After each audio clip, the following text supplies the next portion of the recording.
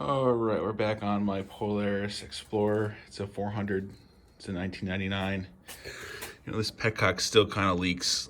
I thought I'd fixed it by just tightening that, but I think I'm just going to replace the actual petcock. So I got this on eBay. I think it was like $10.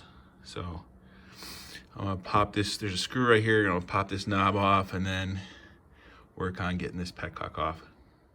All right, I got that knob off.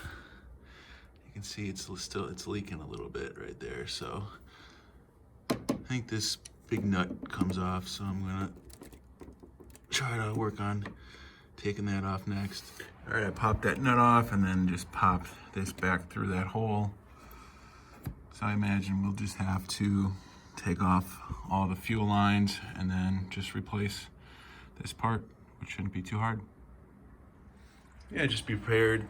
You're gonna need to empty your gas, or hopefully you don't have a lot of gas in there. Just have a place to get it all. So it's gonna drain quick, and then we'll get the rest of the hoses disconnected. All right, I got the new one on. Got all 3 lines hooked back up. Put some new hose clamps on there. And I'm just gonna push this through and then put that ring back on.